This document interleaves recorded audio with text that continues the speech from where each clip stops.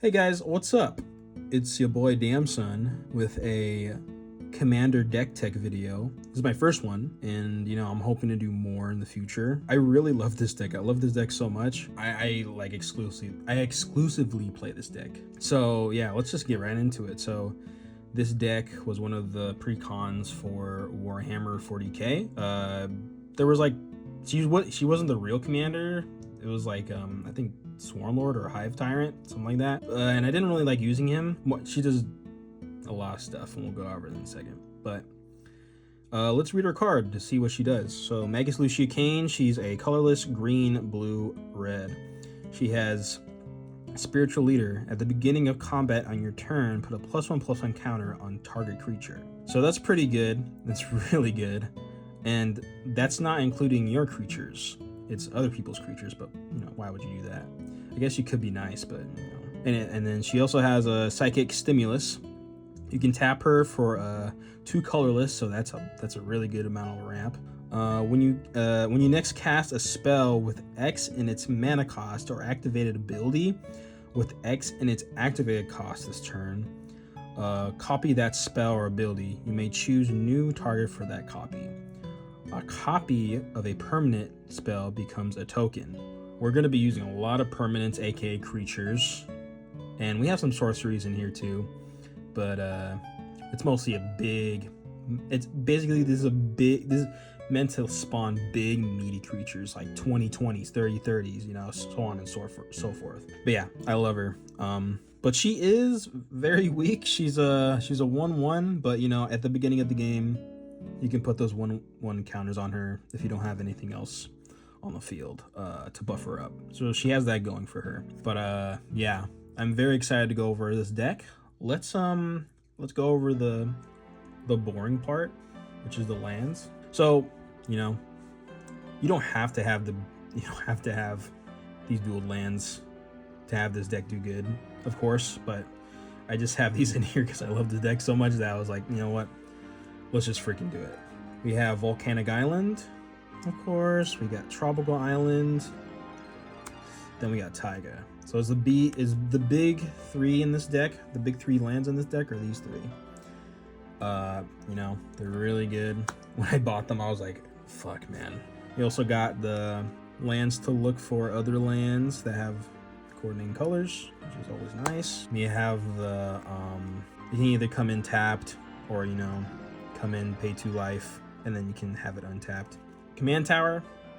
This is one of my favorite Command Tower printings. Plaza of Heroes, just really good. We're gonna have Magus Lucia Kane at least for 3 turns, because all my friends like to get rid of her, but it's okay. But yeah, you'll have extra colors because of if you're running a multicolor deck, you're gonna want Plaza of Heroes in it. Mana Confluence, one of the more expensive ones besides the dual lands. City of Brass, also one that pings you for 1. These 2 are dangerous. I would have games where I have both of these. I would have 2 of these, and then yeah, it's not a good time. I would do 2 damage to myself every turn because I would use all my mana that turn. Probably not the smart way, but fuck it, we're doing X creatures. So Exotic Orchard, pretty good, really good for decks that are 3 or more colors. Riverglide Pathway, really good. You can just, I love these lands. I don't know how many decks. I don't know how many of these are in decks. Like same with this one. You can just flip it over and you get another color. It's good. It's really good. I don't know why more people don't use them. I don't see them a lot anyways. Rogue's Passage, we're running a lot of big ass creatures, so you bet we're gonna go through that damage. And then Reliquary Tower, Jesus. We're gonna be drawing a good amount of cards. We have a good amount of card draw in this deck, and this is just a good card to have in any deck, and then the basic lands, we have 1, 2, 3, 4, 5, 6, 7, 8, 9. 9 forests, 2, 3, 4, 5, 6, 7. 7 islands, and then 1, 2, 3, 4, 5 mountains. Yeah. And then that's the lands. Now we get into the meaty stuff. So now the meat of the deck, what the deck is made for. We're going to go over the creatures. We're gonna go over the Tyranid cards, and the Tyranid cards in the precon have like a pretty good thing called Ravenous. So we'll read Broodlord. So Ravenous, this creature enters the battlefield with X +1/+1 counters on it. If X is 5 or more, draw a card when it enters. The shtick is with this is that we're going to be making a copy of this. So let's say if we make a copy of Broodlord. So we're going to be basically most of the time, and there's like a few combos. This is a really good card in this deck, actually. Usually what I'll do, unless I have like a ramp creature we'll go through in a bit, I'll just bounce the counters. Like let's say if it enters with 10 counters, I'll put another 10 counters on each of them and they'll become 23, which is really good. And then there's Termagant Swarm. This is a really good, what I would like to call an insurance card, and we'll read that in a bit. So Ravenous, just really good with all these Tyranid cards that have X cost anyway. It has Death Frenzy. When Termagant Swarm dies, create a number of 1/1 green Tyranid creature tokens equal to the Termagant Swarm's power. So we're gonna be making copies of this, and we're like, let's say if it's like a 5/5, well, if they both die, you'll be getting like 10 tokens, which is just, if there's a board wipe, this is mostly for board wipes and like destruction spells. Speaking of 1/1 green Tyranids, this one spawns them. It has Ravenous, as always. It has Trample, which it's definitely not gonna need if we're gonna do this. Spawn Termagants. Whenever Termagant deals combat damage to a player, create that many 1/1 green Tyranid creature tokens, which is, so this can get out of hand really pretty quick. You can just get a bunch every turn, which is really good. Zoanthrope, one of my favorite Tyranids. Ravenous, as always, is Flying Ward 2. It has Warp Blast. When Zoanthrope enters the battlefield, it deals X damage to any target. Any target. I don't know, I get it like turn 5, and I automatically, I'll get like 2 copies, and we'll get how to get more copies in a bit. I'll get like 2 copies plus this one, like, so it's 3 in total, and I just do like 20 damage to like everyone, like the players. So it's pretty nasty. Moloch's pretty good. Ravenous has Terror from the Deep. When Moloch enters the battlefield, it fights up to 1 target creature and opponent controls. If that creature would die this turn, exiled instead. Remember, we're going to be copying it, so we're going to be fighting 2 target creatures. Spore Cyst. It costs 2x and a green. Ravenous. Defender. And it had this is so good. This is one of my favorite tier, like I think my favorite Tyranid, because it just ramps. Spore Chimney. When Spore Cyst enters the battlefield, shoot your library for up to X basic land cards. Put them onto the battlefield, tapped, then shuffle. I've had so many games where I just take out all my lands that are basic, and I'm just good for the rest of the game. Like if someone board wiped, it's like, okay, it's fine. Like, I'll just cast this big ass creature next turn. Yeah, it's pretty good. We gotta have this guy, Shivan Devastator. It has Flying Haste, and then it comes in with that many +1/+1 counters. Just such a basic card, but it's just so much. Like games where I've ramped, I've just had him come in with so much like +1/+1 counters, and then just go over everyone's heads. It's so crazy. This is another insurance card. So Golden Vein Hydra has Vigilance, Trample, Haste, just everything good basically, and it enters in with how much counters you put on it. And when Gold Vein Hydra dies, create a number of tapped treasure tokens equal to its power. The tapped treasure tokens, it could be like a downside, but I don't know, you're getting a lot of treasure tokens in this deck if it dies, because we're gonna be putting so many counters on it. Ferocious Hydra. It has Trample, comes in with X counters. When Ferocious Hydra enters the battlefield, choose 1. You can either do double the number of +1/+1 counters on Ferocious Hydra, or Ferocious Hydra fights target creature you don't control. I'll have like a copy of this, and then like one will get I'll do this one, and then on another one I'll do this one. So it's like, in a way, you can choose both. Hydroid Crisis. It's X and a green and blue. When you cast a spell, you may half X life and draw half X cards rounded down each time. It has flying and trample, so it's a pretty good card. Like if you need more life, you know, especially if you're tapping 2 lands that do 1 damage to you. Not me, definitely not me. But you gotta be careful because I have gone to where I've almost milled out my whole deck, and I'm like, I didn't think about that. Rampaging Yao Guai enters the battlefield, destroy any number of target artifacts and or enchantments with total mana value X or less. So you're basically destroying everything. You can choose to basically destroy every artifact enchantment on the board except yours. You can choose that. And you're going to be making 2 of them, which, you know, that's overkill at that point.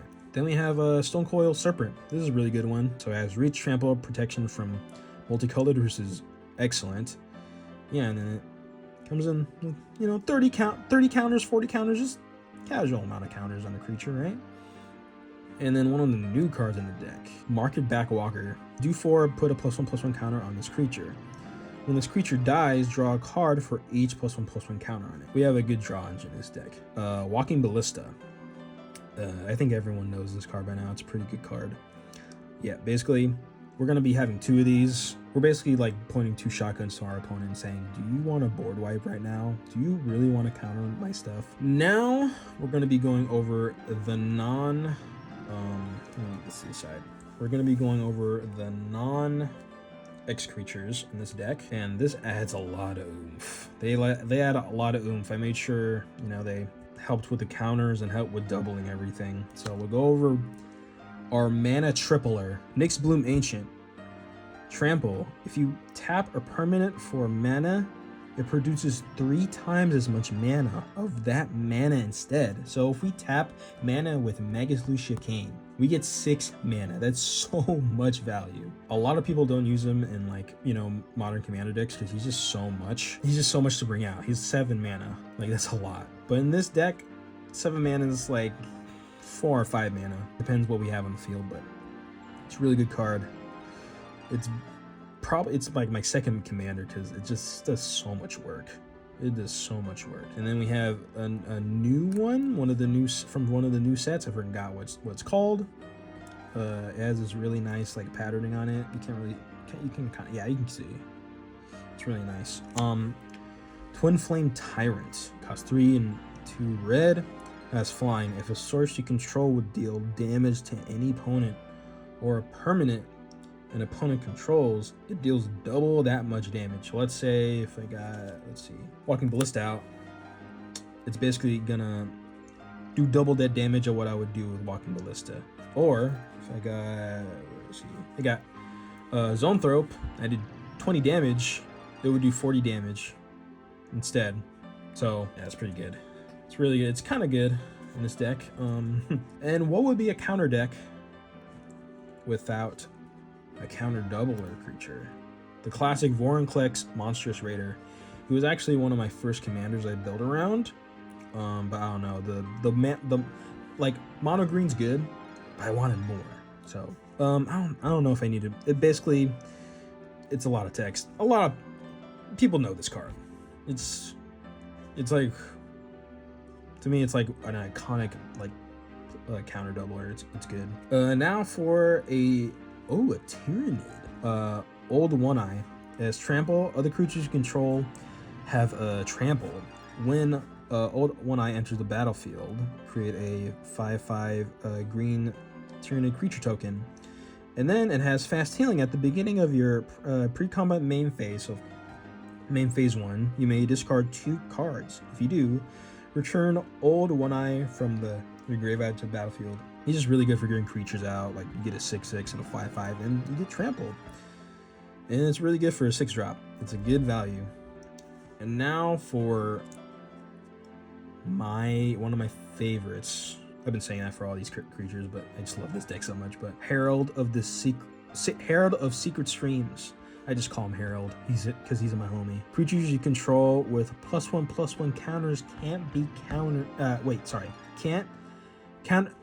Creatures you control with +1/+1 counters on them can't be blocked. You can see how they can get out of control. I don't think I need to tell you. But so now we're gonna go over the creatures that ramp, because we're gonna need a lot of ramp in this deck. We're gonna go with the classic. Everyone knows this card. It's an iconic card. Kami of the Whispering Hopes. If one or more +1/+1 counters would be put on a permanent you control, that many +1/+1 counters are put on that permanent instead. So just a lot of value. The more it's really good for especially a counter deck. Selvala, Heart of the Wild. So it has card draw and a lot of mana at the same time. When another creature enters the battlefield, its controller may draw a card if its power is greater than each other creature's power. Yeah, we're gonna be constantly getting more and more powerful creatures, so we're constantly going to be drawing cards. And then you can do green and tap it, add X mana in any combination of colors where X is the greatest power among creatures you control. So we're going to be tapping for 30 mana, 40 mana, just really good stuff. Biophagus, yeah, this one's really good. Add a 1 mana of any color. If this mana is spent to cast a creature card, that creature enters the battlefield with an additional +1/+1 counters on it. Most of the time, we're going to be casting her with this if we have it on our opening hand. So it's going to add a +1/+1 counter on her, and then you can put the +1 counter you get from her onto her. So it becomes a 3, gets 2 counters, so it's a 3/3. So there's cushion, so there's protection for your commander right there. You got Incubation Druid. It has tap, add 1 mana of any type that a land you control would produce. If Incubation Druid has a +1/+1 counter on it, add 3 mana of that type instead. You don't have to do this last one. Like, you would be in dire straits if you did this. This ability right here. Fanatic of Ronus. You add 1 green and have Ferocious. Tap it, add 4 green.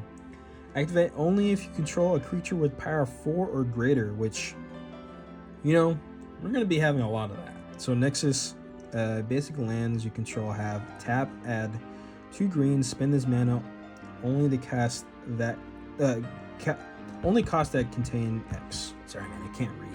I'm like a freaking psychopath over here. Kiora's Follower. So if you didn't know, every time you tap her, you make let's say you're casting like the X creature. You tap her once, you're gonna make a copy. But then if you tap Kiora's Follower, you get to make another copy, and you get to have more mana for that creature, or more +1/+1 counters for that creature. Same thing basically. Marvin Murderous Mimic. Marvin Murderous Mimic has all activated abilities of creatures you control that don't have the same name as this creature. So it's basically going to be a copy of Magus Lucia King. It's going to be casting more copies, just to overwhelm the board. Same thing, Kiora, Behemoth Beckoner, but this time it has when creatures with power 4 or greater enter the battlefield under your control, draw a card, which is excellent. And then you can do -1 Devotion, untap target permanent, aka Magus Lucia King. So we're gonna be casting a lot of creatures, so we're gonna need counter spells, right? Even this deck with creatures, we have to have a few counter spells, right? So we have Fierce Guardianship. Just if you have blue in the commander game, you just need this card. It's good. If you can buy it at least. Just buy singles. Don't freaking open packs, dude. I buy singles all the time. Swan Song. Basically counter enchantment, instant, or sorcery, and then your opponent gets a 2/2 blue bird. Classic card. I opened this card in the pack, and like one of my friends was like, you know how much that is? It's like $14. I'm like, holy shit. Mana Drain goes really good with our deck because, you know, on our next turn we get the mana we countered for us. So let's say we like counter like a board wipe, we get 4 mana. We get 4 colorless mana. Now these counter spells, these 2 counter spells that are about to come up, they are good. They go with the deck. That's why I put them in. But here, we'll read this one. Stubborn Denial. Counter target non-creature spell unless the controller pays 1. If you control a creature with power 4 or greater, counter that spell instead. So we're basically at a game like 2 days ago where goddamn, like I didn't have any creatures that were, but that's just the nature of Magic. Then we have Spell Rupture. This is another theme for the deck, another counter spell theme for this deck. Counter target spell unless its controller pays X, where X is the greatest power among creatures you control. You know, it's good if no one has a counter spell, but people can just counter it. They won't care if you have a creature that's like a 40/40. They'll just have another counter spell and counter that. That's just the nature of Magic, though. But if they don't, Worldly Tutor, gotta have this. We gotta search for you know, a lot of good creatures in this deck, a lot of good stable creatures in this deck. Mystic Tutor, just to find that one sorcery you need. We'll go over those in a bit. Inspiring Call, draw a card for each creature you control with +1/+1 counters on it. Those creatures have indestructible until end of turn. So most of our creatures are going to have +1/+1 counters. So and they have and it's a card draw. It's like 3 things in one. It's great. Goat card. Time Stretch. I've won so many games with this card. It's unbelievable. A lot of people don't use this card because, again, it costs 10 mana. A lot of blue players will not use this card, but we have a lot of ramp. So we're going to cast this card relatively easily. 2 turns. Two of them. It's just a good card. And look at that blue foiling too. It's great. Crackle with Power. Crackle with Power deals 5 times X damage to each of up to X targets, sorry. So you can like cast, you can basically put 12 mana into all these X's, which will make it into, you know, math 4, right? Yeah, 4. You can do it to 4 targets, and then that'll basically do 20 damage to each target. So you could kill 1 person and then do 20 damage to 2 people at your table if you're playing a 4-person game. Math. I was doing math there. Finale of Devastation. Also one of those cards that once this is out, I just wipe the floor with everything. It's over, buddy. I basically search my library for like 2 cards because I can double it because it's X. Oof. Finale of Revelation. Basically, you're going to be untapping your lands and you're going to be drawing half of your deck. And even if you don't have, and you can like keep them in your hand for the rest of the game. You don't have to discard on your end step. And then you have to exile this card. But you know what? You only have to do it once. So Wave Goodbye. I'm gonna replace this with Cyclonic Rift because Cyclonic Rift's amazing. But for now, this is a good theme card for this deck. Return each creature without a +1/+1 counter on it to owner's hand. So this card is really good. Triumph of the Hordes. So on a turn, creatures you control get +1/+1 counters and gain Trample and Infect. We'll have like 2 60/60s. We'll go over them, do Infect and kill them, no problem. 100%. We're gonna be going over the last thing, which is artifacts and enchantments and that other good stuff. So we got Kaladesh Soul Ring. I just had to. I love the Kaladesh art. And then Lightning Greaves. Also Kaladesh. Chromatic Lantern. Kaladesh. The One Ring. One of the Surge Foil version, which is beautiful. Arcane Signet. This is from a Secret Lair, I think. And then this is a really good theme artifact for the deck. Add colors for each charge counter on this card. So it's really good for RX spells. Twinning Staff. This card's really good as long as Conqueror's Flail.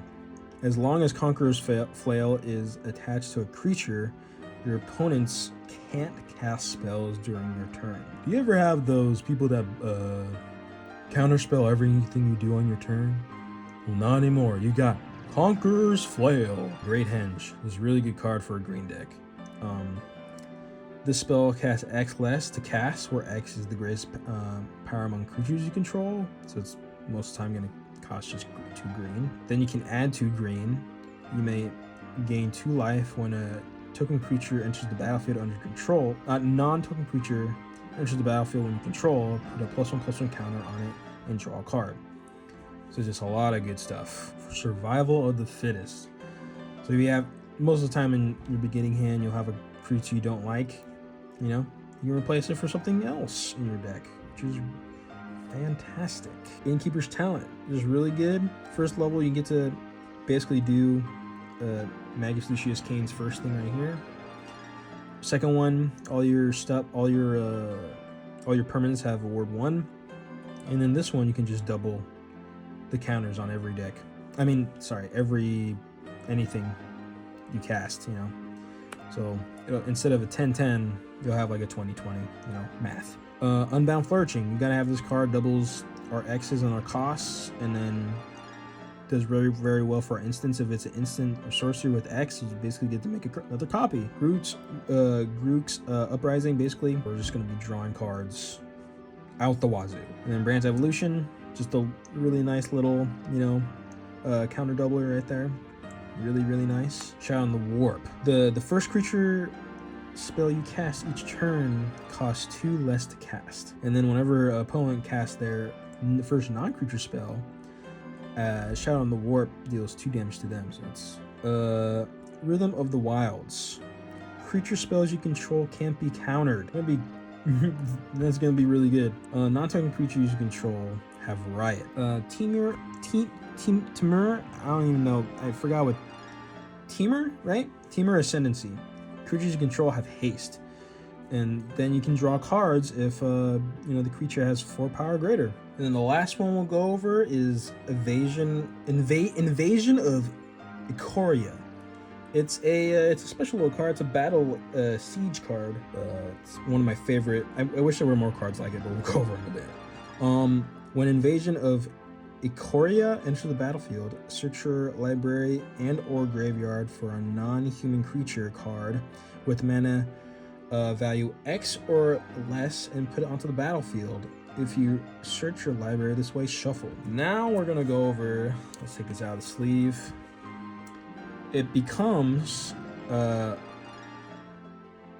Zilvard blah blah blah. It has reach. For each non-human creature you control, you may have that creature assign its combat damage as though it weren't blocked. I call this like Omega Trample, where it's like, it's basically fuck you damage, essentially. It gets pretty saucy. Oh my god, there we go. If you attack with a 60-60, that's 60 damage. They're just gonna go through whether they block or not. And it's amazing. This is an amazing deck. I love this deck so much. Alright, we're gonna be casting Finale of Devastation. Excellent card. We're gonna be casting, most of the time, majority of the time, 90% of the time, we're gonna be bringing out 2 creatures. So usually, I'll bring out Old One Eye, and then it gets out another Tyranid, guys. Oh wait, it gets out another Tyranid. That's a 5/5. And then for the other copy of Finale of Devastation, I'll usually get out, where is he? Either him, I'll usually get out him or him. But if I have, you know, another copy, which sometimes we will, I'll get them both out. But for more reasons, like late game, we're gonna get him out because we just want to get the damage in. And you know, we could double the damage, but then like maybe that damage will get blocked, you know. So we basically wanted so our creatures are gods and indestructible, or gods and like they can't be blocked and they're just like immortal beings basically. Let's say we have her on the battlefield, or it's a spirit, I don't know. Like let's say turn 5 we cast where is he? We cast him, and then basically we're gonna distribute the counters from him onto him, so we just have quick mana, and it's pretty good. But yeah, that's Magus Lucius Kane. I'll have the deck list. I'll have the deck list at the bottom, and then I'll also put the pre-con list at the bottom to see if you just want to use that, because this deck is expensive, and I don't expect anyone to. Or you can just print the cards. Like me and my friends print cards all the time. Maybe I'll show them later. So hopefully this isn't the last deck I show you guys. And yeah, I'll see you guys later.